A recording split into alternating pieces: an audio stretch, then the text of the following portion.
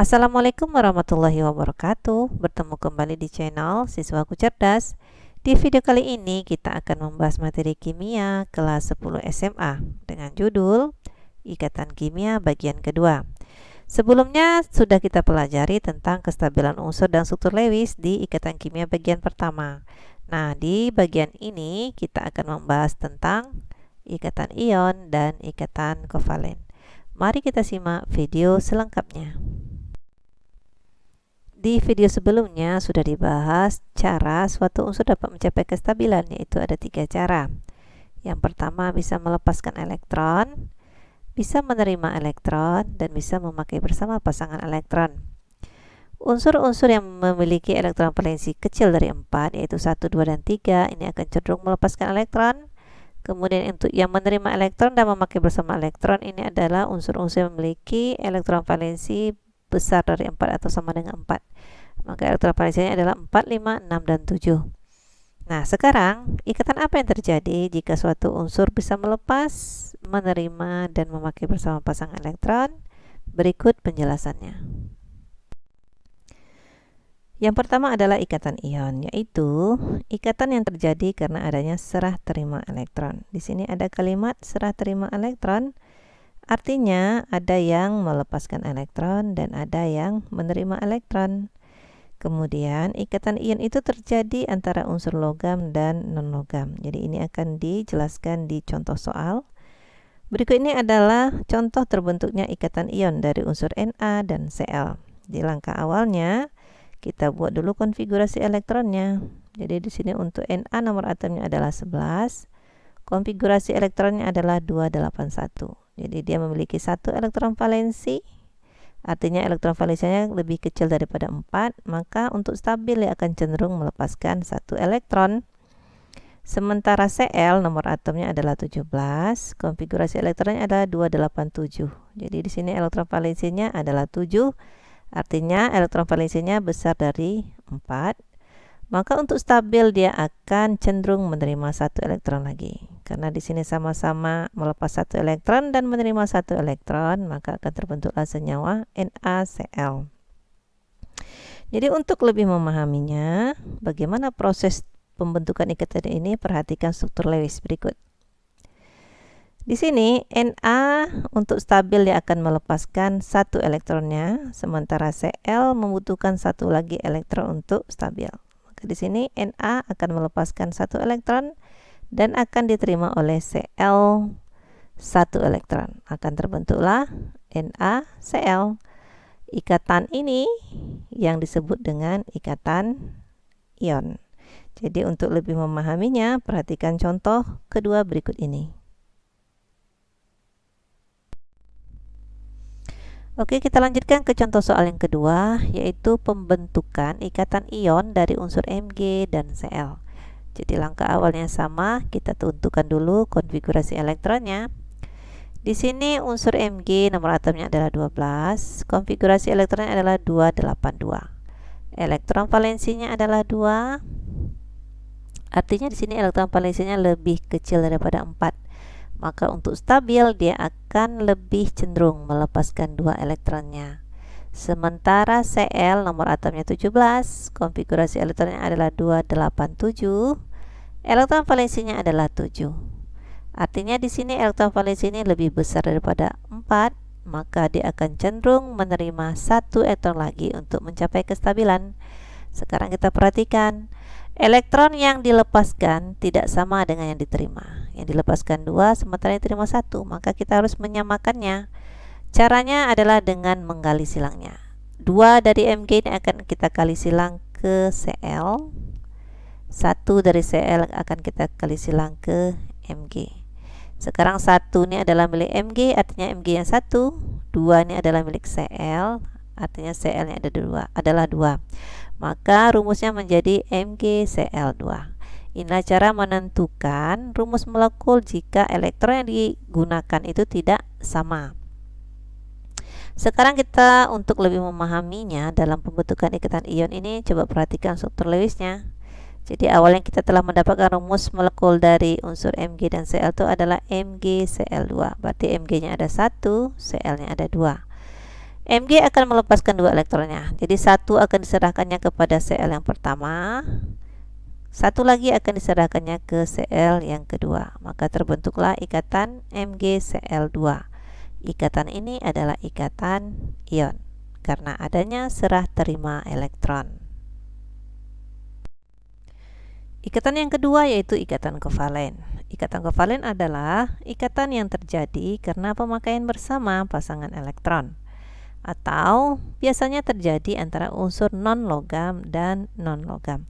Sekarang coba perhatikan proses terbentuknya ikatan kovalen dari unsur H dan Cl. Jadi langkah awalnya sama seperti ikatan ion, kita buat dulu konfigurasi elektronnya. Di sini unsur H memiliki satu nomor atom, maka konfigurasi elektron adalah 1. Khusus untuk H, dia akan stabil apabila mengikuti konfigurasi elektron duplet atau memiliki 2 elektron valensi. Maka di sini elektron valensinya 1, jadi untuk stabil dia akan memerlukan satu lagi untuk mencapai duplet. Kemudian untuk unsur Cl, nomor atomnya 17, konfigurasi elektron adalah 287.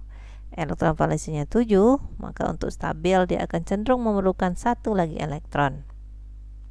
Di sini elektron yang kita perhatikan sama-sama 1, maka untuk menentukan rumus molekulnya langsung saja kita gabungkan menjadi HCl.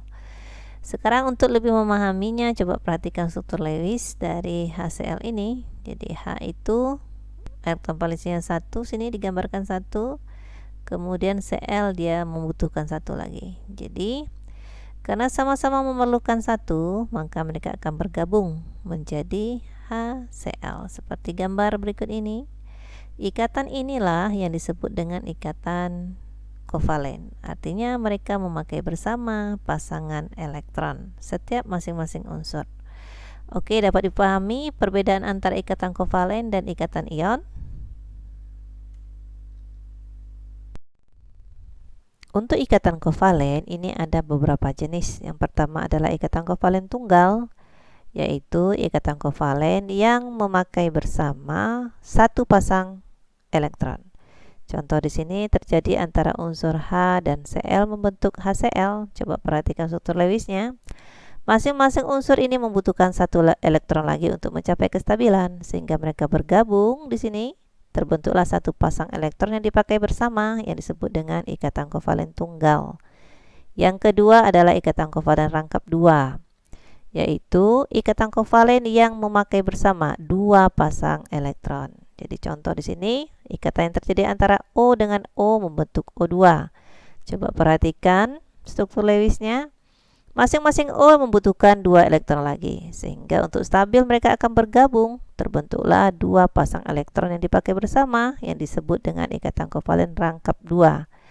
Yang ketiga adalah ikatan kovalen rangkap 3, yaitu ikatan kovalen yang memakai bersama 3 pasang elektron. Contoh di sini adalah ikatan yang terjadi antara N dengan N yang membentuk N2. Struktur Lewisnya, masing-masing N untuk stabil ya mereka membutuhkan 3 elektron lagi, sehingga mereka bergabung terbentuklah 3 pasang elektron yang disebut dengan ikatan kovalen rangkap 3. Masih ada lagi sebenarnya jenis-jenis ikatan kovalen ini, yaitu ikatan kovalen polar, ikatan kovalen nonpolar, dan ikatan kovalen koordinasi yang akan dibahas di video selanjutnya. Sekarang mari coba kita kerjakan soal berikut ini. Jika unsur X nomor atomnya 13 dan Y nomor atomnya 8 membentuk ikatan, maka rumus molekul dan jenis ikatan yang dihasilkan adalah, sini ada option pilihannya, tetapi kita harus cari dulu ya, dengan cara membuat dulu konfigurasi elektronnya. Untuk unsur X nomor atomnya adalah 13, konfigurasi elektronnya adalah 283. Artinya elektron valensinya sini 3. Untuk stabil dia akan cenderung melepaskan 3 elektronnya. Kemudian unsur Y nomor atomnya 8, konfigurasinya adalah 26, maka untuk stabil dia akan menerima 2 elektron lagi. Sekarang kita lihat elektronnya ini yang dilepaskan 3 sementara yang diterima 2. Artinya ini tidak sama, Maka kita harus menyamakannya dengan mengali silangnya. 3 kita kalikan ke unsur Y, sedangkan 2 kita kalikan ke unsur X. Sekarang 2 ini adalah milik X, X-nya berarti ada 2, dan 3 ini adalah milik Y, Y-nya adalah 3. Maka rumus molekulnya adalah X2, Y3. Sekarang ikatannya apa? Tentu harus diingat. Jika suatu unsur melepas dan ada yang menerima, itu pasti adalah ikatan ion. Sekarang coba kita lihat option yang benar di sini adalah option D.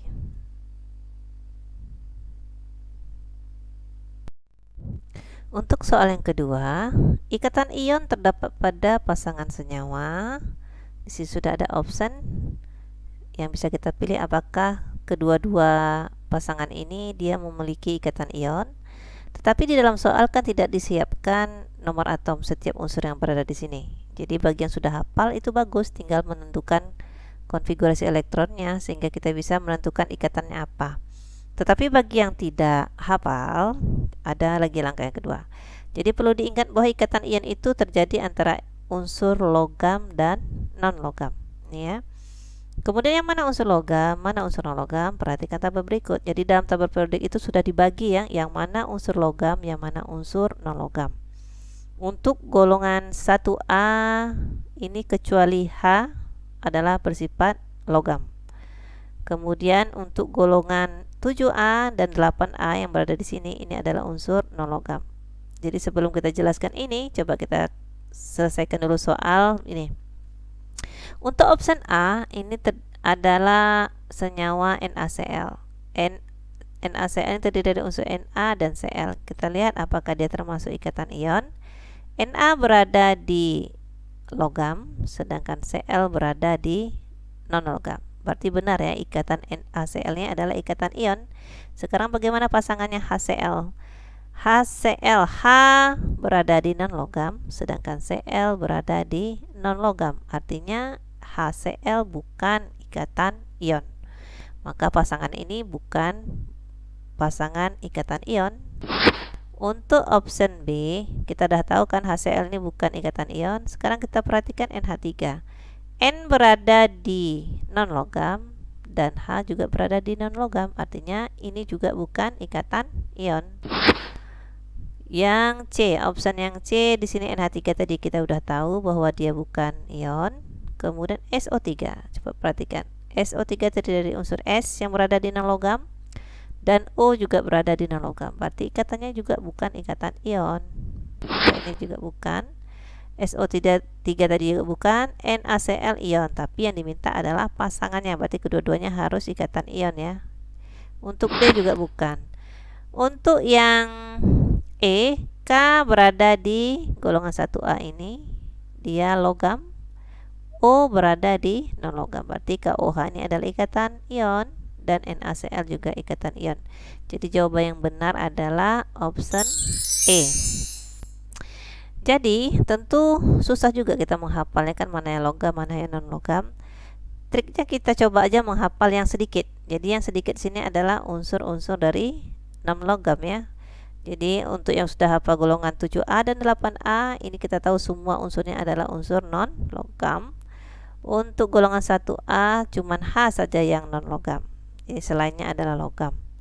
Jadi trik yang keduanya kita harus sering-sering latihan soal agar kita dengan seringnya latihan soal akan hafal yang mana yang unsur logam, mana unsur non-logam. Untuk menguji kepahamannya, silahkan kerjakan soal berikut. Jika unsur C nomor atomnya 6 dan H nomor atomnya 1 membentuk ikatan, maka rumus molekul dan jenis ikatan yang dihasilkan adalah, jadi silahkan kerjakan di rumah. Jika ada pertanyaan yang masih tidak mengerti dengan ikatan kimia, khususnya ikatan ion dan ikatan kovalen, silahkan ketik di kolom komentar.